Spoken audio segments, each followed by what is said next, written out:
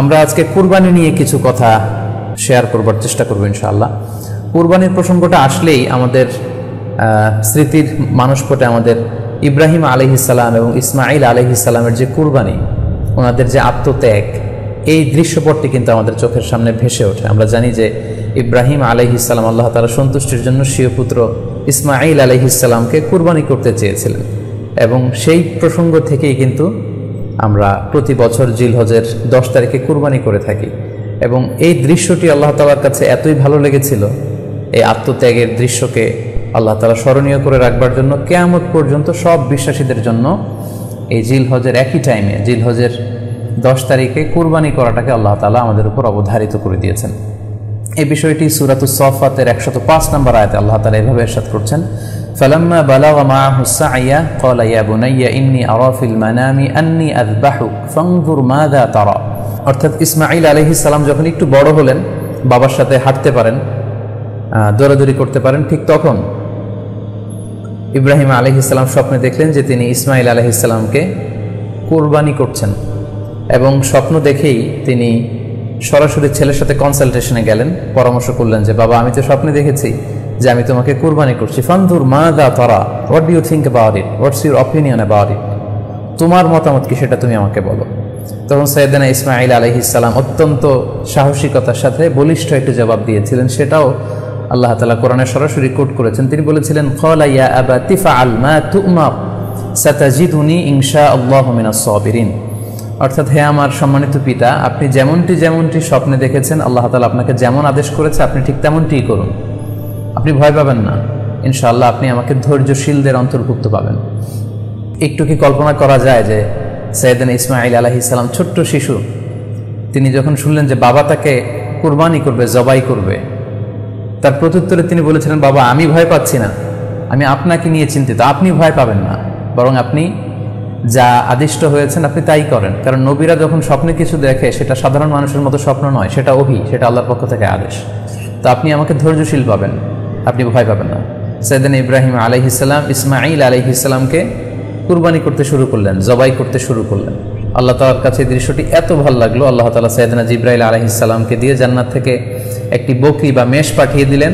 সাইয়েদনা ইসমাঈল আলাইহিস সালামকে ছুরির নিচ থেকে সরিয়ে ফেলা হলো, আর সেখানে ইসমাঈল আলাইহিস সালামের পরিবর্তে একটি জান্নাত থেকে আনা বকরি বা ছাগলকে সেখানে কুরবানি করা হলো। আল্লাহ তাআলা বললেন, কদ সাদ্দাকতা রুইয়া, ইব্রাহিম, তুমি তো তোমার স্বপ্নকে সত্যায়ন করেছো, বাস্তবে রূপান্তরিত করেছো, তুমি তো এই কঠিন পরীক্ষায় সফলতার সাথে উত্তীর্ণ হয়েছ। সাইয়েদনা ইব্রাহিম আলাইহিস সালাম পরীক্ষায় উত্তীর্ণ হলেন, এবং বাপ বেটার এই দৃশ্যায়নটি আল্লাহ তাআলার কাছে এত ভালো লেগেছে, আরশের উপর থেকে আল্লাহ তাআলা এত পছন্দ করেছেন ওনাদের স্যাক্রিফাইসকে, কুরবানিকে, কিয়ামত পর্যন্ত আমরাও যাতে কুরবানি করি, আল্লাহ তাআলা আমাদের জন্য এটাকে অবধারিত করে দিয়েছেন। সম্মানিত, শুধু এখানে আমাদের জন্য সবচেয়ে বড় যে শিক্ষণীয় বিষয়, সেটি হচ্ছে সাইয়েদনা ইব্রাহিম আলাইহিস সালামের ঔরসে যখন ইসমাঈল আলাইহিস সালাম আসে, তখন তাফসীর এসেছে ইব্রাহিম আলাইহিস সালামের বয়স ছিল 86 বছর। Could you imagine that? 86 বছর বয়সে যখন একটা সন্তান আল্লাহ তাআলা ওনাকে দান করলেন, আল্লাহ তাআলা বললেন যে সেই সন্তানকে তুমি জবাই করো। আমরা অনেক দম্পতির কথা জানি, তাদের সন্তান হয় না, 15 বছর, 20 বছর, 25 বছর পর অনেক সময় তাদের সন্তান হয়। সেই সন্তানটাকে তারা কত পছন্দ করে, সেই বাচ্চাটাকে তারা কত আদর করে। তো 86 বছর বয়সে আল্লাহ তাআলা ইসমাঈল আলাইহিস সালামকে দান করেছিলেন। এই আদরের সন্তানটাকে আল্লাহ তাআলা বলেন, তুমি কুরবানি করো। কারণ এই বয়স্ক অবস্থায় যখন ইব্রাহিম আলাইহিস সালাম ইসমাঈল আলাইহিস সালামকে পেয়েছিলেন, তখন তিনি হৃদয়টাকে উজাড় করে দিয়ে নিজের ছেলেটাকে ভালোবাসতে শুরু করলেন, এবং হৃদয়ের ভালোবাসার জায়গাটার মধ্যে যে সিংহাসন, সেই সিংহাসনে তিনি ইসমাঈলকে বসিয়েছিলেন। আল্লাহ তাআলা চেয়েছিলেন যে ইসমাঈলকে সেখান থেকে সরিয়ে ওই ভালোবাসার সিংহাসনের জায়গাটাতে তুমি যেন আল্লাহ তাআলাকে স্থান দাও, এবং সেই পরীক্ষাটাই তিনি বেসিক্যালি সাইয়েদনা ইব্রাহিম আলাইহিস সালামের কাছ থেকে করেছিলেন, এবং সেই পরীক্ষায় সাইয়েদনা ইব্রাহিম আলাইহিস সালাম সফলতার সাথে উত্তীর্ণ হয়েছিলেন। অর্থাৎ আল্লাহ চেয়েছিলেন যে তোমার হৃদয়ের ভালোবাসার সবচাইতে বড় জায়গাটা হচ্ছে ইসমাঈলের, তোমার পুরো হৃদয়টা জুড়ে আছে ইসমাঈল। আমি চাই তুমি আমার সন্তুষ্টির জন্য এই ইসমাঈলকে বিলিয়ে দাও, এই ইসমাঈলকে কুরবানি করে দাও। সম্মানিত, শুধু এই স্টোরিটা থেকে আমাদের জন্য শিক্ষা হচ্ছে যে সাইয়েদনা ইব্রাহিম আলাইহিস সালামের হৃদয়ের সবচাইতে পছন্দনীয় বিষয়টা ছিল ইসমাঈল। তিনি ইসমাঈল আলাইহিস সালামকে, নিজের ছেলেকে বেশি পছন্দ করতেন। ইব্রাহিম আলাইহিস সালামের হৃদয়ে যেমনি ইসমাইল ছিল, আমাদের প্রত্যেকের হৃদয়ে কিন্তু এরকম এক একটা ইসমাইল আছে, কল্পিত ইসমাইল, রূপক ইসমাইল। আমাদের কারো হৃদয়ের ইসমাইল হচ্ছে আমাদের টাকা পয়সা, আমাদের কারো হৃদয়ের ইসমাইল হচ্ছে আমার ব্যাংক ব্যালেন্স, আমাদের কারো হৃদয়ের ইসমাইল হচ্ছে আমার দামি গাড়ি, আমাদের কারো হৃদয়ের ইসমাইল হচ্ছে আমাদের যশ খ্যাতি, আমাদের ক্ষমতা প্রতিপত্তি, এগুলো। আল্লাহ তাআলা চান আমাদের প্রত্যেকের যার যার হৃদয়ের ইসমাইল যেটা, সেটাকে আমরা আল্লাহ তাআলার সন্তুষ্টির জন্য উৎসর্গ করতে পারবো কিনা, আল্লাহ তাআলার খুশির জন্য, সেরেফ শুধুমাত্র আল্লাহ তাআলার জন্য আমার হৃদয়ের ইসমাইলটাকে আমি স্যাক্রিফাইস করতে পারবো কিনা। এই শিক্ষাটা দেওয়ার জন্যই বেসিক্যালি আল্লাহ তাআলা এই কুরবানিকে আমাদের জন্য প্রেসক্রাইব করেছেন।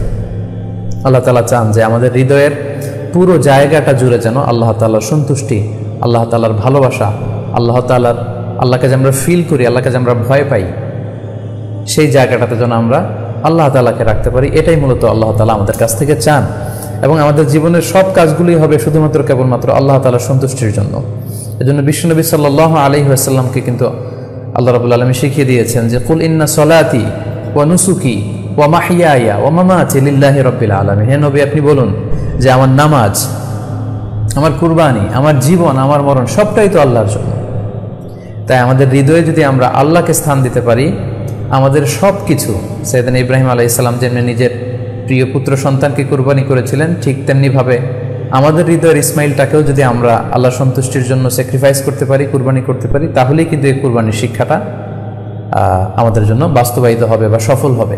এবং এই শিক্ষাটা দেওয়ার জন্য আল্লাহ তাআলা এই কুরবানির বিধানকে আমাদের জন্য জারি করেছেন, যে আমাদের হৃদয়ে শুধু আল্লাহ তাআলার ভয় থাকবে। এবং এই যে আমরা কুরবানি করবে, কুরবানির রক্ত, গোশত, চামড়া কোনোটাই কিন্তু আল্লাহ তাআলার কাছে পৌঁছে না, পৌঁছে হচ্ছে আমাদের হৃদয়ের ভয়, তাকওয়াটা আল্লাহ তাআলার কাছে পৌঁছে। সূরাতুল হজ্জের 37 নম্বর আয়াতে আল্লাহ বলছেন, লা ইয়ানালাল্লাহা লুহুমুহা ওয়ালা দিমাউহা ওয়ালাকি ইয়ানালুহুত তাকওয়া মিনকুম। এই কুরবানির রক্ত, কুরবানির গোশত, এগুলো তো আল্লাহর কাছে পৌঁছে না, আল্লাহর কাছে পৌঁছে হচ্ছে তোমাদের তাকওয়া। আমরা কতটা ইখলাসের সাথে, কতটা আন্তরিকতার সাথে, কতটা আনুগত্যের সাথে আমাদের সম্পদ, আমাদের নিজেদেরকে আমরা আল্লাহর কাছে সোপর্দ করতে পেরেছি, আমরা কতটা আল্লাহর সমর্পিত বান্দা হতে পেরেছি, এটাই হচ্ছে এই কুরবানির শিক্ষা, যেটা সাইয়েদনা ইব্রাহিম আলাইহিস সালাম গোটা বিশ্ববাসীর জন্য নিদর্শন এই ঘটনার মধ্য দিয়ে কিন্তু আমাদের জন্য রেখে গিয়েছেন। তাই আমরা এই কুরবানির মধ্য দিয়ে এটা যেন ফিল করি যে আমাদের সবটুকু আমরা আল্লাহর জন্য বিলিয়ে দিতে প্রস্তুত আছি। সম্মানিত, শুধু এই কুরবানির দিনে ইয়ামুন নাহারে বা 10 জিলহজে আমরা যে কুরবানি উদযাপন করবো, ঈদুল আজহা উদযাপন করব, এই দিনের সবচাইতে প্রিয় আমল হচ্ছে আল্লাহ তাআলার কাছে পশু জবাই করে, যেটা আমরা বলেছি ইব্রাহিম আলাইহিস সালামের সেই ঘটনার, সেই দৃশ্যায়নের পুনরাবৃত্তি আল্লাহ তাআলা সেটা দেখতে চান। আমরা পশু জবাই করে রক্ত প্রবাহিত করে দেয়, এটা আল্লাহ তাআলার কাছে খুবই পছন্দনীয়। সুনানে তিরমিজিতে এসেছে, আয়েশা রাদিয়াল্লাহু তাআলা আনহা থেকে বর্ণিত, তিনি বলেন, আন্না রাসূলুল্লাহ সাল্লাল্লাহু আলাইহি ওয়াসাল্লাম ক্বাল, আল্লাহ রাসূল সাল্লাল্লাহু আলাইহি ওয়াসাল্লাম বলেছেন, মা আমিলা আদামিয়ুন মিন আমালিন ইয়াওমান নাহর আহাব্বা ইলাল্লাহি মিন ইহরাকিদ দাম। অর্থাৎ ইয়াউমুন নাহারে 10 জিলহজে পশু কুরবানি দিয়ে সে পশুর রক্ত প্রবাহিত করে দেওয়ার চেয়ে শ্রেষ্ঠ কোনো আমল আর আল্লাহর কাছে হতে পারে না, এর চেয়ে কোনো প্রিয় আমল আল্লাহর কাছে নেই। তার মানে কুরবানির দিনে সবচাইতে প্রিয় আমল, আল্লাহর কাছে পছন্দনীয় আমল হচ্ছে কুরবানি করা। তাই আমাদের যাদের সাধ্য আছে আমরা যেন বেশি বেশি কুরবানি করি। সম্মানিত, শুধু আমরা জানি যে এই কুরবানিকে আল্লাহ তাআলা আমাদের উপর আবশ্যক করেছেন। কুরবানির হুকুম সম্পর্কে যদি বলি তাহলে বলবো যে এটা ওয়াজিব হানাফি স্কুল অফ থট অনুযায়ী, কিন্তু অন্যান্য মাযহাবে এটাকে সুন্নাতে মুআক্কাদা বলা হয়েছে।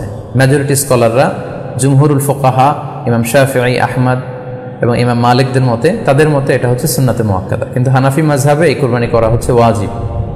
যেহেতু আমরা আমাদের বাংলাদেশে বেশিরভাগই হচ্ছে হানাফি মাযহাবের অনুসারী, সো এটা কিন্তু আমাদের জন্য অবধারিত। যাদেরকে আল্লাহ তাআলা সম্পদ দিয়েছেন, টাকা পয়সার মালিক বানিয়েছেন, স্বাবলম্বী করেছেন, আমাদের প্রত্যেকের উপর কিন্তু এই কুরবানি করাটা ওয়াজিব।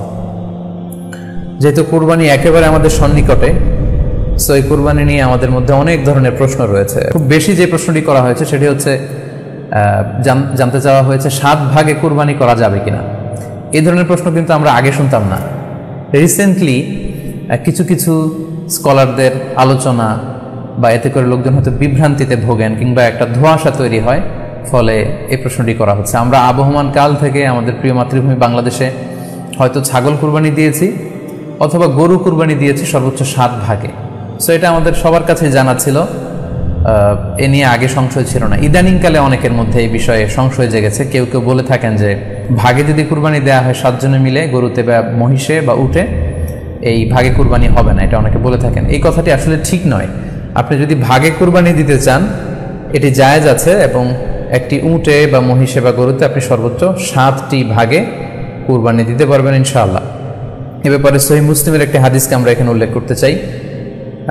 সাইয়েদনা জাবের রাদিয়াল্লাহু তাআলা আনহু থেকে বর্ণিত, তিনি বলেন, ক্বালা হাজাজনা মা রাসূলিল্লাহি সাল্লাল্লাহু আলাইহি ওয়াসাল্লাম, আমরা আল্লাহ রাসূল সাল্লাল্লাহু আলাইহি ওয়াসাল্লামের সাথে হজ করেছি। ফানাহারনাল বাঈরা আন সাবআ, সেখানে আমরা উট কুরবানি দিয়েছি 7 জনের পক্ষ থেকে। ওয়াল বাকারাতা আন সাবআ, আর আমরা সেখানে গরু কুরবানি দিয়েছি 7 জনের পক্ষ থেকে। খুব সুস্পষ্ট, একটি উটে ওনারা 7 জন অংশগ্রহণ করতেন, একটি গরুতে 7 জন অংশগ্রহণ করতেন।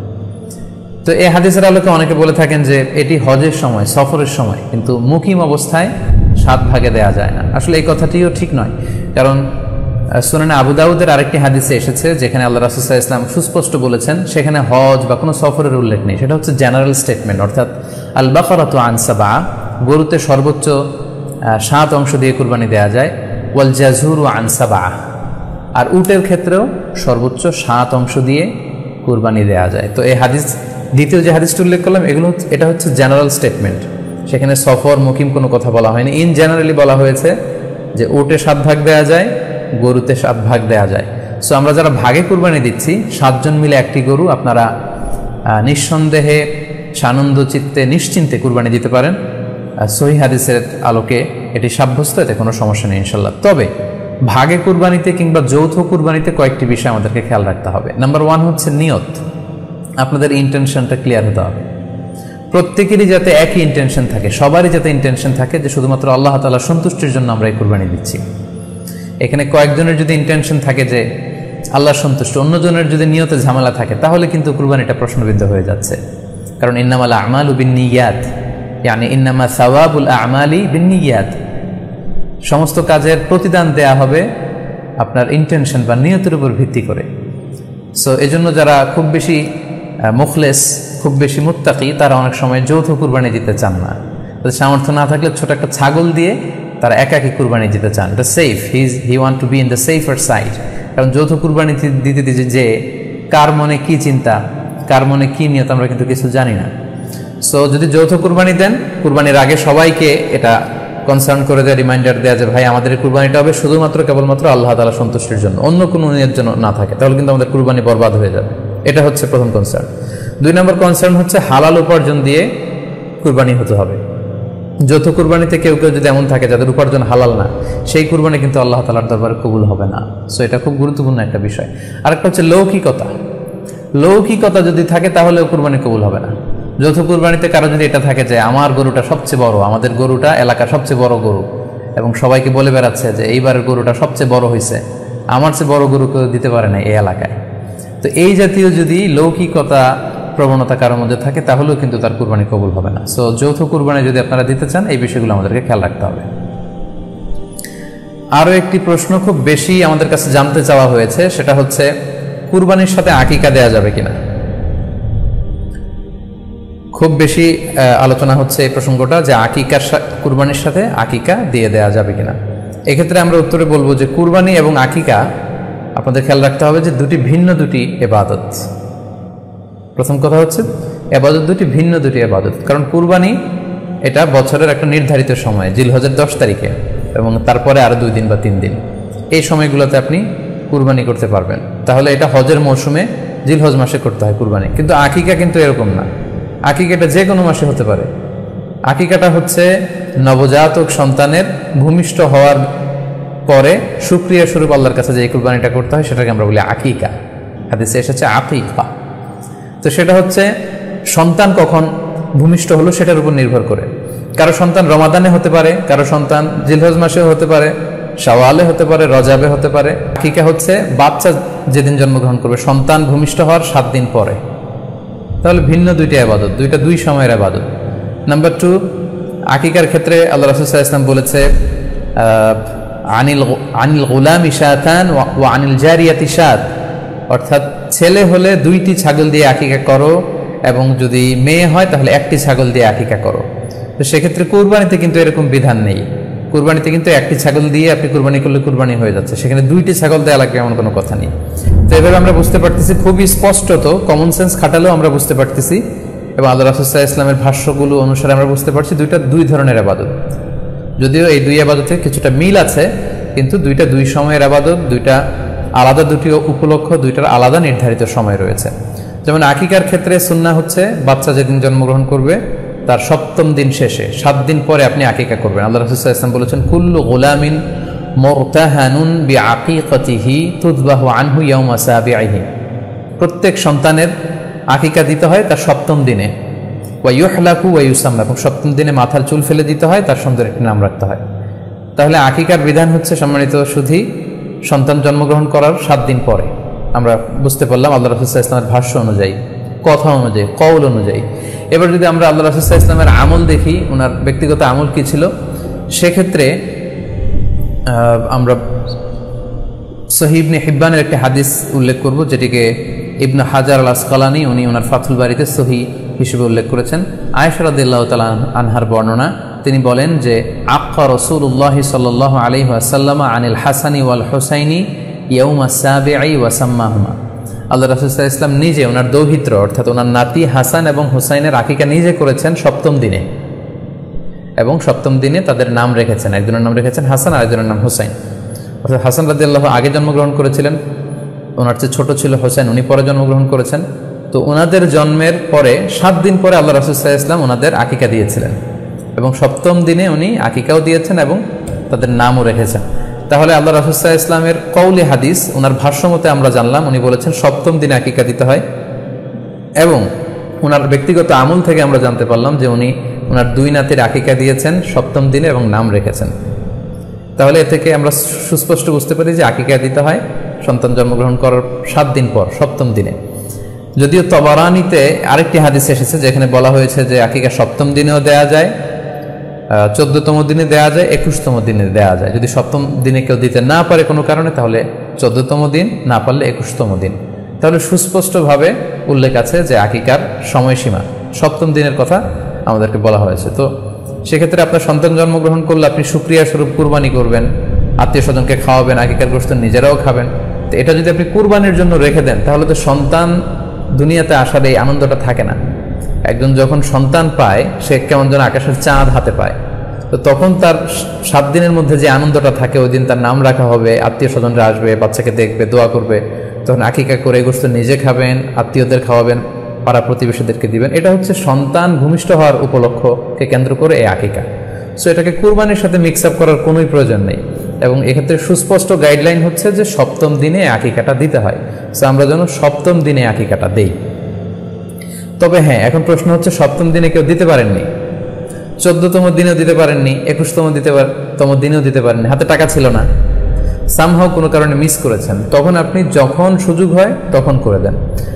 ওই প্রেক্ষাপটে আপনি যদি কুরবানির সময়ও আকিকা দিয়ে দিতে চান, এটা আদায় হয়ে যাবে ইনশাল্লাহ। আশা করা যায় আদায় হয়ে যাবে, এবং এটা জায়েজ আছে। তবে এটা সুন্নাহ নয়। সুন্নাহ হচ্ছে 7ম দিনে আকিকা দেওয়া। পাশাপাশি গরু দিয়ে, মহিষ দিয়ে, উট দিয়ে আকিকা দেওয়াও কিন্তু সুন্নাহ নয়। আকিকা দেয়া সুন্নাহ হচ্ছে ছাগল দিয়ে।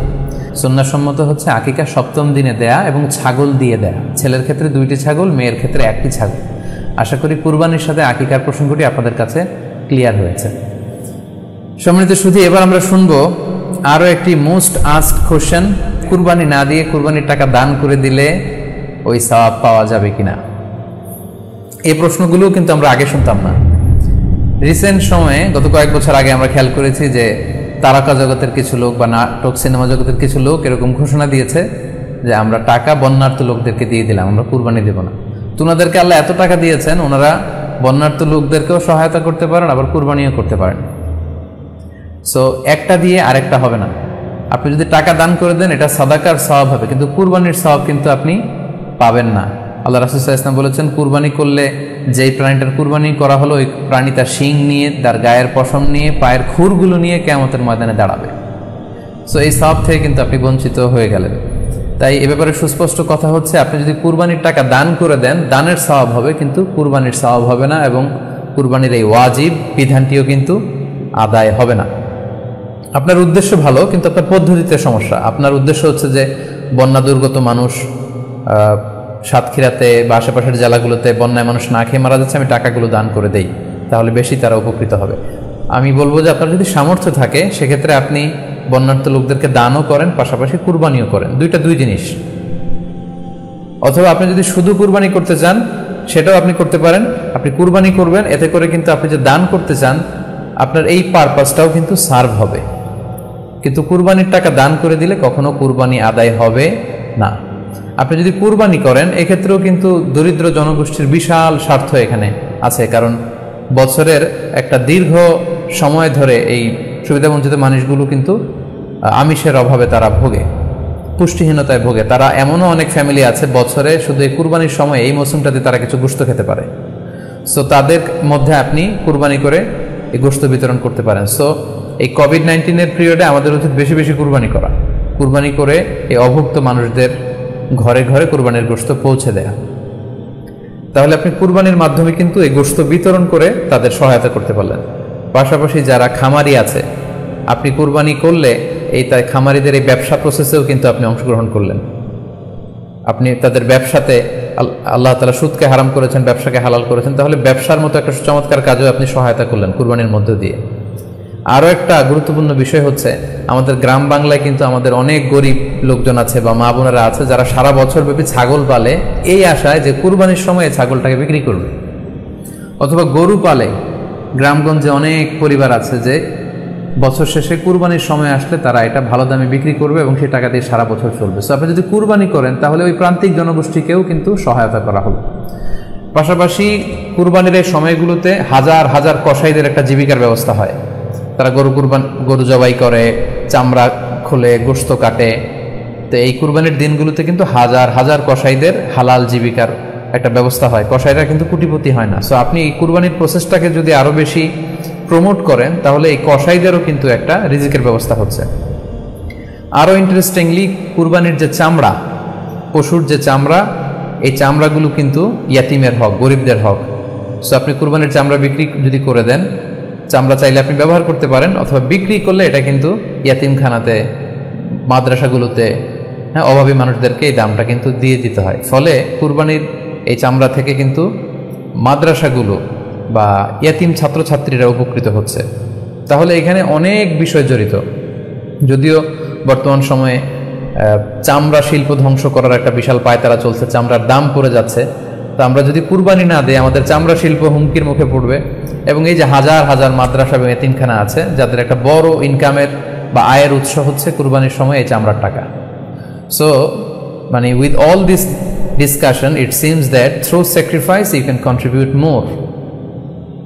আপনি যদি কুরবানি করেন এবং এটা যদি বেশি বেশি করেন তাহলে আপনি যে চাচ্ছেন অসহায় মানুষদেরকে সহায়তা করতে, এটা আরও বেশি বেশি করা হলো, বেশি বেশি করা হলো। তাদেরকে গোশত বিতরণ করে আপনি সহায়তা করলেন, খামারিদেরকে ব্যবসার ক্ষেত্রে সহযোগিতা করলেন, গ্রামের যে নারীরা ছাগল পালল, গরু পালল তাদের সহায়তা করলেন, কসাইদের হালাল জীবিকার জন্য সহযোগিতা করলেন, মাদ্রাসার ইয়াতিম ছাত্রদেরকে আপনি সহায়তা করলেন। সো আমি বলবো যে কখনো এই ভুল সিদ্ধান্ত নেবেন না যে কুরবানির টাকা আমি দান করে দেবো না। আপনি কুরবানি করবেন, এতে আপনার কুরবানির ওয়াজিবও আদায় হবে, গরিবদেরকে সহযোগিতাও করা হবে। সেক্ষেত্রে যদি আপনি স্বাস্থ্য ঝুঁকি মনে করেন সেক্ষেত্রে আপনি সরাসরি হাটে যেতে না চাইলে অনলাইনে গরু ক্রয় করতে পারেন। আরও একটি সহজ পদ্ধতি আছে, সেটা হচ্ছে যারা শহুরে জীবনযাপন করছেন, শহরে আছেন, তারা চাইলে কিন্তু আপনার গ্রামের আত্মীয় স্বজনদের কাছে আপনার টাকা পাঠিয়ে দিয়ে কুরবানি আদায় করতে পারেন। টাকা পাঠিয়ে দিলে তারা আপনার পক্ষ থেকে ছাগল বা গরু কিনে কুরবানি করে তারা গোশত খেয়ে উপকৃত হলো, আশেপাশের গরিব আত্মীয় স্বজনদের মধ্যে বিতরণ করে এই কুরবানির প্রক্রিয়াটা আদায় হলো। এটাও খুব সহজে কিন্তু করা যেতে পারে। আর কুরবানির ক্ষেত্রে প্রতিনিধিত্ব জায়েজ আছে, অন বিহাফ অফ ইউ অন্য কেউ আপনার পক্ষ থেকে কুরবানি করতে পারবে, আপনি টাকা দিয়ে দিলেই হলো। আর যারা হাটে যে নিজে দেখে শুনে গরু ছাগল কিনে এনে নিজে কুরবানি করে সব ব্যবস্থাপনা করতে পারবেন, আয়োজন করতে পারবেন, সেটা সবচাইতে ভালো। সেটা তো নূরুন আলা নূর, এটা নিয়ে কোনো কথা নেই। আশা করি কুরবানির টাকা দিয়ে দিলে কুরবানি আদায় হবে কিনা এই ব্যাপারটি আপনারা বুঝতে পেরেছেন। এবার আমরা আসি, আরেকটি প্রশ্ন আমাদের কাছে খুব বেশি এসেছে, সেটা হচ্ছে কুরবানির পশু অনলাইনে ক্রয় করা যাবে কিনা। খুবই রেলেভেন্ট একটি কোশ্চেন, যেহেতু এখন অনেকেই হাটে যেতে চাচ্ছেন না, অনলাইনে আমরা অনেক কেনাকাটা করি, ফলে অনলাইনে কুরবানির পশুটাকে ক্রয় করা যাবে কিনা এটা হচ্ছে প্রশ্ন। এক্ষেত্রে উত্তর হচ্ছে জি, অন্যান্য জিনিস আপনি যেমনি অনলাইনে ক্রয় করেন সেগুলো যেমনি জায়েজ, অনুরূপভাবে অনলাইনে কুরবানির পশুও ক্রয় করা জায়েজ। বিভিন্ন ডেইরি ফার্ম আছে, অ্যাগ্রো ফার্ম আছে এবং বিভিন্ন গরু ছাগলের খামার আছে। তারা কিন্তু আমি দেখলাম যে তারা গরুর অ্যাড দিচ্ছে, গরুর ভিডিও সেখানে আপলোড করে দিচ্ছে, সেখানে তাদের ক্লায়েন্টরা সেটা দেখে তারা গরু ক্রয় করছে। যে এটা জায়েজ আছে ইনশাল্লাহ। আপনারা যদি স্বাস্থ্য ঝুঁকির কারণে গরুর হাটকে অ্যাভয়েড করতে চান, ওখানে যেতে না চান, আপনারা চাইলে অনলাইনে পশু ক্রয় করতে পারবেন। তবে সেক্ষেত্রে দুটি জিনিস আপনাকে নিশ্চিত হতে হবে, দুইটা জিনিস আপনাকে অনলাইনে পশু ক্রয় করার ক্ষেত্রে নিশ্চিত হতে হবে। প্রথম বিষয় হচ্ছে পশুটা দৈহিকভাবে ত্রুটিমুক্ত কিনা এটা নিশ্চিত হতে হবে, অর্থাৎ পশুর বিস্তারিত অঙ্গ প্রত্যঙ্গের বর্ণনা আপনার জানা থাকা চাই। পশুটা সুস্থ আছে কিনা, বাহ্যিকভাবে সমস্ত ত্রুটিমুক্ত কিনা এটা জানতে হবে। 2 নম্বর হচ্ছে পশুর বয়স সম্পর্কে আপনার জানতে হবে, কারণ যে কোনো বয়সের পশু দিয়ে কুরবানি করা যায় না, এটার একটা নির্ধারিত বয়স সীমা দেওয়া আছে শরিয়াতে, সেটা আপনাকে মেনটেন করতে হবে। প্রথম হচ্ছে সালিমাতুন মিনাল উয়ুবিজ যাহিরা, বাহ্যিক ত্রুটিমুক্ত হওয়া। যে কোনো পশু দিয়ে কিন্তু, অসুস্থ পশু দিয়ে কুরবানি করলে কিন্তু কুরবানি হবে না। এক্ষেত্রে আমরা সুনানে নাসাইর একটি হাদিস উল্লেখ করব। হাদিসটি সহিহ, বারা ইবনে আসিব রাদিয়াল্লাহু তাআলা আনহু বর্ণনা করেছেন। আল্লাহ রাসূল সাল্লাল্লাহু আলাইহি ওয়াসাল্লাম বলেছেন, লা ইয়াজুজু মিনাদ দাহায়া আল আওরাউল বাইয়িনু আওরুহা, এমন পশু দিয়ে কুরবানি হবে না যেই পশুটা সুস্পষ্টভাবে অন্ধ। অন্ধ কানা কোনো পশু দিয়ে কুরবানি হবে না। ওয়াল আরজাউল বাইয়িনু আরাজুহা, খোড়া, কুরবানি যেখানে করা হবে ওই জায়গা পর্যন্ত হেঁটে যেতে পারছে না, মাঠ থেকে বাড়িতে আনা যাচ্ছে না, এরকম খোড়া প্রাণী দিয়ে কুরবানি করা যাবে না। ওয়াল মারিদাতুল বাইয়িনু মারাদুহা, খুব বেশি অসুস্থ, খুবই দুর্বল অসুস্থ প্রাণী দিয়ে কুরবানি করা যাবে না। ওয়াল আজফাউল্লাতি লা তুনকি, এবং এমন বয়স্ক বৃদ্ধ প্রাণী যে অতি বয়সের ভারে এটা নুজ্জ হয়ে গিয়েছে এবং এর হাড্ডির ভেতরে যে মজ্জা শুকিয়ে গিয়েছে, এরকম প্রাণী দিয়েও কিন্তু কুরবানি করা যাবে না। তাহলে সুনানে নাসাইর এই সহিহ হাদিসটির মধ্য দিয়ে আমরা বুঝতে পারলাম যে অন্ধ প্রাণী দিয়ে কুরবানি করা যায় না, খোড়া প্রাণী দিয়ে করা যায় না, খুবই দুর্বল প্রাণী দিয়ে এবং খুব বয়স হয়েছে এরকম প্রাণী দিয়ে কিন্তু কুরবানি করা যাবে না। তারপর আমরা সুনানে তিরমিজির আরেকটি হাদিস এখানে উল্লেখ করব। এই হাদিসটিও হাসান পর্যায়ের হাদিস। বর্ণনাকারী হচ্ছেন আলী রাদিয়াল্লাহু তাআলা আনহু। তিনি বলেন, নাহা রাসূলুল্লাহ সাল্লাল্লাহু আলাইহি ওয়াসাল্লাম আইয়ুদহা বিআ'যাবিল করনি ওয়াল উযুন, অর্থাৎ আল্লাহ রাসূল সাল্লাল্লাহু আলাইহি ওয়াসাল্লাম শিং ভাঙা এবং কান কাটা এরকম প্রাণী দিয়ে কুরবানি করতে নিষেধ করেছেন। অর্থাৎ ব্রোকেন হর্নস অ্যান্ড ইয়ার্স, কোনো পশুর যদি শিং দুটো ভাঙা থাকে অথবা কান কাটা থাকে এরকম প্রাণী দিয়ে কুরবানি করলে কুরবানি আদায় হবে না। পশুর কানের ব্যাপারে আরও সুস্পষ্ট হাদিস এসেছে সুনানে তিরমিজিতে, এটিও হাসান পর্যায়ের হাদিস। বর্ণনাকারী সাইয়েদনা আলী রাদিয়াল্লাহু তাআলা আনহু, তিনি বলেন যে নাহা রাসূলুল্লাহ সাল্লাল্লাহু আলাইহি ওয়াসাল্লাম আইয়ুদহা বিমুকাবালা আও মুদাবারা আও শারকা আও খরকা আও জাদআ, অর্থাৎ আল্লাহ রাসূল সাল্লাল্লাহু আলাইহি ওয়াসাল্লাম মুকাবালা মানে এমন প্রাণী যে প্রাণীর কানের সামনের অংশ কাটা, এরকম প্রাণী দিয়ে কুরবানি করা যাবে না। আও মুদাবারা, এমন প্রাণী যে প্রাণীর কানের পেছনের অংশ কাটা, সেটা দিয়ে কুরবানি করা যাবে না। আও শারকা, অথবা কানের মাঝখানে কাটা, দুই দিক ঝুলে আছে, করা যাবে না। আও খরকা, অথবা কানের ভেতরে ছিদ্র, পশুর কানে যদি ছিদ্র থাকে, কেটে যে ছিদ্র হয়ে গিয়েছে, ড্রিলড হয়ে গিয়েছে, সেই প্রাণী দিয়ে কুরবানি করা যাবে না। আও জাদাআ, অথবা নাক কাটা, এরকম প্রাণী দিয়ে কুরবানি করা যাবে না। তাহলে আল্লাহ রাসূল সাল্লাল্লাহু আলাইহি ওয়াসাল্লামের ভাষ্যমতে এই প্রাণীগুলো দিয়ে কুরবানি করা যাবে না। ফলে আপনি অনলাইনে যদি পশু ক্রয় করতে চান, আপনার যে পশুটা ক্রয় করবেন এটা বাহ্যিকভাবে সুস্থ আছে কিনা, অঙ্গ প্রত্যঙ্গের বিস্তারিত বর্ণনা ভিডিওতে আপনাকে ক্রস চেক করে এবং বাড়িতে আনার পরে সেটাকে দেখে এই পারচেজটা আপনাকে নিশ্চিত করতে হবে। 2 নম্বর খেয়াল রাখবার বিষয় হচ্ছে পশুর বয়স। কুরবানির পশুর একটা নির্ধারিত বয়স সীমা আছে, সেক্ষেত্রে উটের জন্য 5 বছর হওয়া লাগবে কমপক্ষে, গরু বা মহিষের ক্ষেত্রে কমপক্ষে 2 বছর হতে হবে এবং ছাগলের ক্ষেত্রে কমপক্ষে 1 বছর হতে হবে। আবার বলছি, উট 5 বছর, গরু 2 বছর এবং ছাগল 1 বছর। তবে মেষ বা ভেড়া, দুম্বা এগুলো যদি 6 মাসের হয়, দেখতে যদি মোটা সোটা হয়, 1 বছরের মতো মনে হয়, তাহলে সেগুলো দিয়েও কুরবানি করা যাবে। সেক্ষেত্রে পশুর যে দাঁত আছে, নিচের পাটের যে পশুর দাঁত, এই দাঁতগুলোর পাশে 2টা ধারালো দাঁত থাকে, এগুলো উঠেছে কিনা এগুলো দেখে দেখে আপনারা পশুর বয়সকে নির্ণয় করতে পারবেন। তাহলে অনলাইনে ক্রয়ের ক্ষেত্রে আমাদের উত্তর হচ্ছে যে অনলাইনে আপনি পশু ক্রয় করতে পারবেন। সেক্ষেত্রে আপনাকে 2টি বিষয়ে খুব খেয়াল রাখতে হবে। এক হচ্ছে পশুর অঙ্গ প্রত্যঙ্গ ঠিক আছে কিনা, বাহ্যিকভাবে সব ধরনের ত্রুটিমুক্ত কিনা। 2 নম্বর হচ্ছে পশুর বয়স। এই 2টি জিনিস যদি আপনি এনশিওর করেন, আপনি অনলাইনে পশু ক্রয় করে সেটা দিয়ে কুরবানি করলে কুরবানি হয়ে যাবে ইনশাল্লাহ, কোনো সমস্যা নেই। আরও একটি প্রশ্ন আমাদের কাছে খুব বেশি এসেছে, সেটা হচ্ছে কুরবানি কি পুরো পরিবারের পক্ষ থেকে একজন দিতে হবে নাকি সামর্থ্যবান প্রত্যেকের দিতে হবে? আই রিপিট, আমি আবার বলছি, প্রশ্নটি হচ্ছে যে অনেকে এই প্রশ্নটি করেছেন যে পুরো পরিবার থেকে একজন দিলে হয়ে যায় নাকি সামর্থ্যবান প্রত্যেকের দিতে হয়। সম্মানিত দিনী ভাই এবং বোনেরা, এটি একটি মতবিরোধপূর্ণ মাসআলা, অর্থাৎ এই মাসআলার ক্ষেত্রে স্কলারদের মধ্যে মতভেদ পাওয়া যায়। এক্ষেত্রে দুইটি মতামত।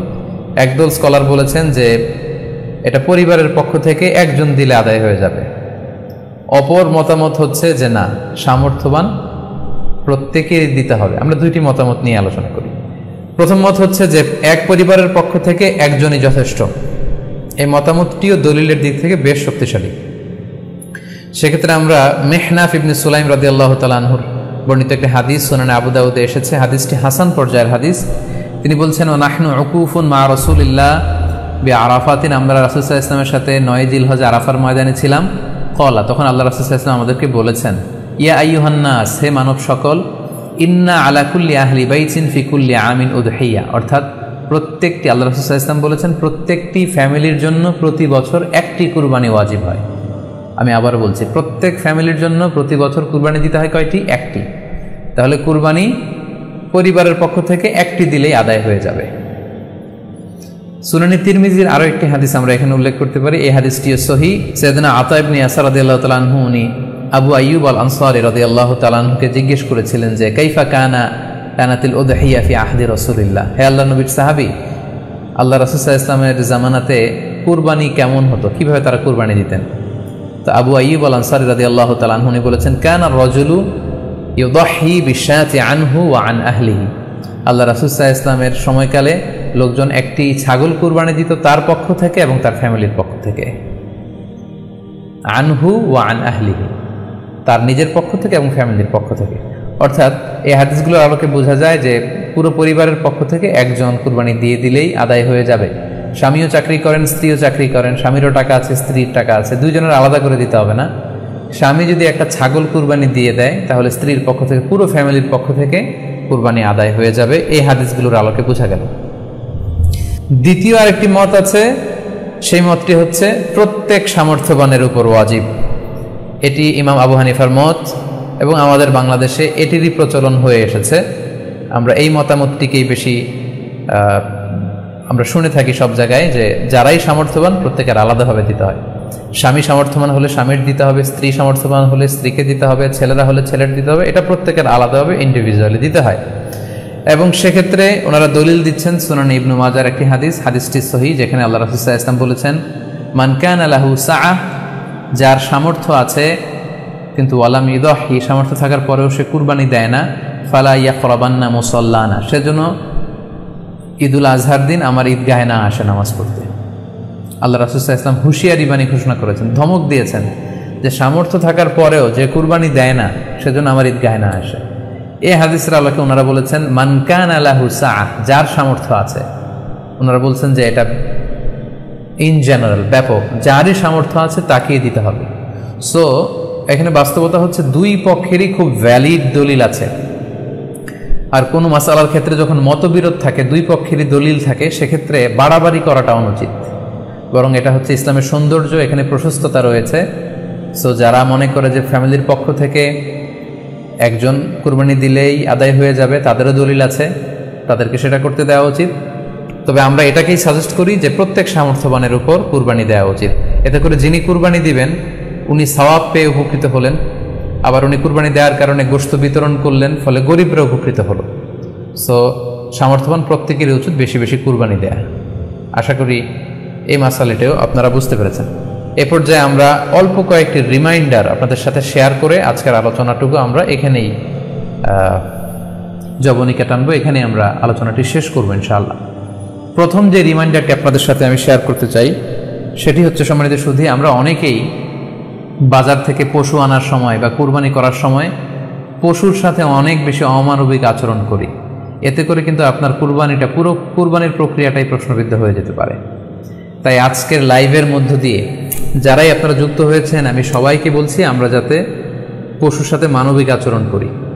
কুরবানির পশুর সাথে এমন কোনো আচরণ যাতে না করি যাতে ওর কষ্ট না হয়, আমরা যেন এটা খেয়াল রাখি। বিশেষ করে জবাই করার আগে পশুকে ভালোভাবে রশি দিয়ে বেঁধে নেয়া এবং ছুরিটা যেই ছুরি দিয়ে জবাই করা হবে সেটা খুব ধারালো থাকা। আল্লাহ রাসূল সাল্লাল্লাহু আলাইহি ওয়াসাল্লাম কিন্তু এই দিক নির্দেশনা আমাদেরকে দিয়েছেন। সুবহানাল্লাহ, ইসলাম যে কতটা চেক অ্যান্ড ব্যালেন্স, কতটা ভারসাম্যপূর্ণ জীবন বিধান। আল্লাহ রাসূল সাল্লাল্লাহু আলাইহি ওয়াসাল্লাম সহিহ মুসলিমের বর্ণনায় তিনি বলছেন, ইযা যাবাহতুম ফাআহসিনু যিবহা, তোমরা যখন জবাই করবে সেখানেও তোমরা ইহসান করো। কেননা আল্লাহ তাআলা সব জায়গায় ইহসানকে অবধারিত করেছেন। আমরা জীবনে যাই করব না কেন সেটা ইহসানের সাথে করতে হবে। তো পশুটাকে কিন্তু আমি জবাই করব, স্লটার করব। আল্লাহ রাসূল সাল্লাল্লাহু আলাইহি ওয়াসাল্লাম বললেন, যখন স্লটার করবে, জবাই করবে, তখনও সেটার প্রতি ইহসান করে তোমরা জবাই করো। ওয়া ইযা যাবাহতুম ফাআহসিনু যিবহা, সেক্ষেত্রেও তোমরা সফট হার্টেড হও, সেটাকে ইহসানের সাথে জবাই করো। কিভাবে ইহসানের সাথে জবাই করবে? ওয়ালিয়ুহিদ্দা আহাদুকুম শাফরাতাহু ওয়ালিয়ুরিহ যাবিহাতাহু, তোমরা তোমাদের ছুরিটা খুব বেশি করে ধারালো করে নাও, যাতে করে খুব স্মুথলি স্লটারিংটা হয়ে যায়, খুব স্মুথলি কুরবানিটা তাড়াতাড়ি হয়ে যায়, যাতে প্রাণীটার কষ্ট না হয়। আমরা প্রায়ই আমাদের ব্যাখেয়ালে বা অবহেলাবশত কুরবানির পশু ট্রাক থেকে নামানো, হাট থেকে নিয়ে আসা, এমনভাবে আমরা কুরবানির পশুর সাথে ট্রিট করি, এতে করে কিন্তু অনেক অমানবিক আচরণ আমাদের দ্বারা প্রকাশ পেয়ে যায়। সো আমরা যদিও এটাকে জবাই করব, আমরা যেন ইহসানের সাথে জবাই করি, এই বিষয়টা যেন আমরা খেয়াল রাখি। এটা হচ্ছে প্রথম রিমাইন্ডার। দ্বিতীয় রিমাইন্ডার হচ্ছে, আমাদের দেশে প্রায় এটা ঘটে, জবাই করার পরে অনেক কসাইরা তাড়াতাড়ি এই পশুটার দেহ থেকে প্রাণ বের হয়ে যাওয়ার জন্য ছোট ছুরি দিয়ে জবাই করা প্রাণীটার গলার মধ্যে খোঁচা মারতে থাকে, গলায় বারবার খোঁচা মারতে থাকে। এটা কিন্তু ঠিক না।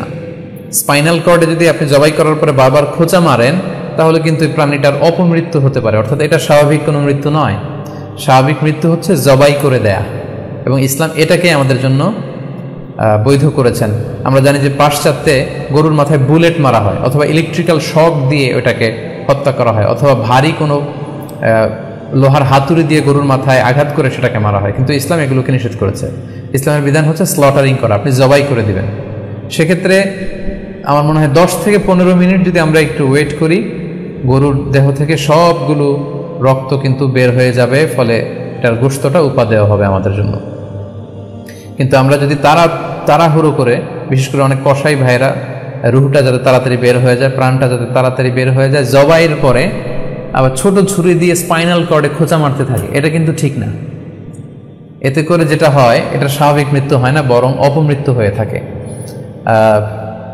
আমরা যখন কুরবানি করি তখন প্রাণীটার শ্বাসনালী এবং কণ্ঠনালী কেটে যায়, এবং তারপরে রক্তনালী, যেটাকে ইংরেজিতে বলে জুগুলার ভেইন, এই জুগুলার ভেইনটা যখন কেটে যায় তখন কিন্তু প্রাণীটা আর ব্যথা পায় না।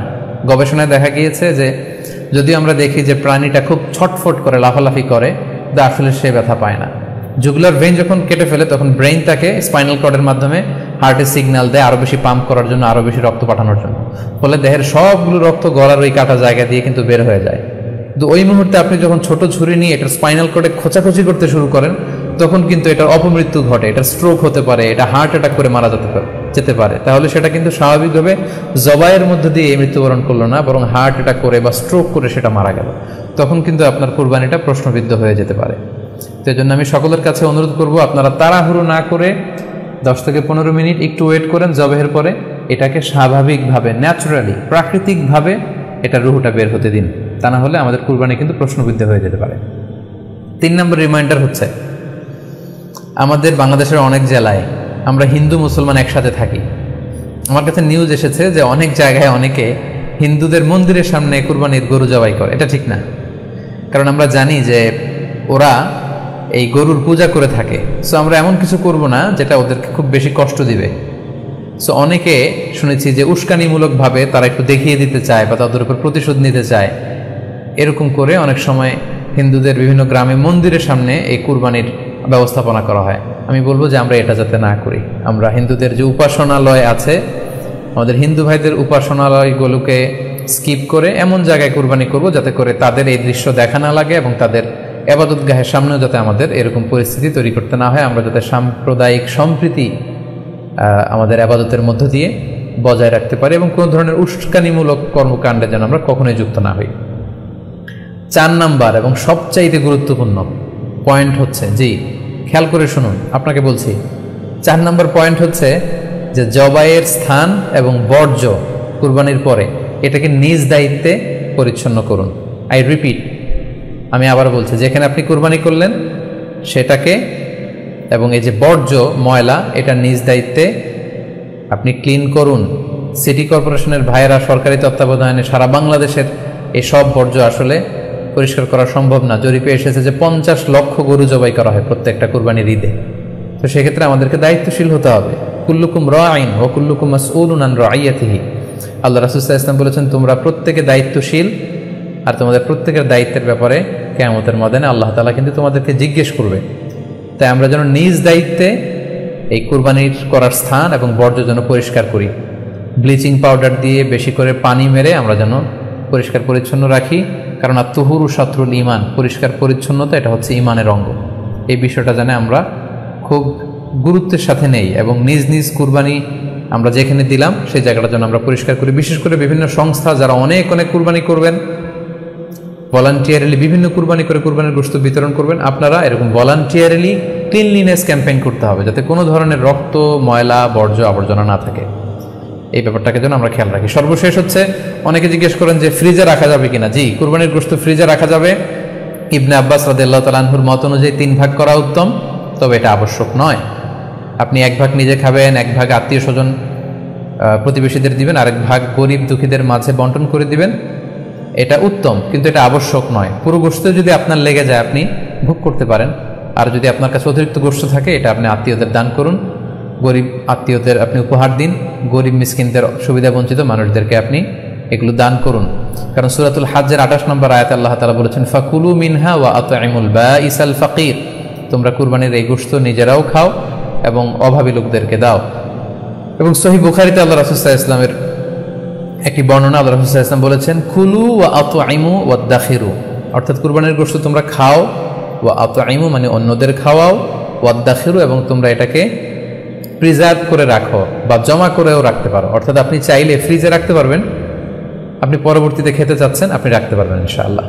সো উত্তম হচ্ছে 3 ভাগ করে 1 ভাগ নিজে খাওয়া, 1 ভাগ আত্মীয় স্বজনদের প্রতিবেশীদের দেয়া এবং 1 ভাগ অভাবী, সুবিধা বঞ্চিত, গরিব মিসকিনদের মাঝে বন্টন করে দেয়া। এবং অবশ্যই অবশ্যই যাদের সামর্থ্য আছে আপনারা বেশি বেশি কুরবানি করুন, এবং এই কুরবানির মধ্য দিয়ে আমরা অনেক অনেক প্রান্তিক জনগোষ্ঠী, সুবিধা বঞ্চিত মানুষ, তাদের কাছে আমাদের সহায়তাগুলো পৌঁছে দিতে পারবো।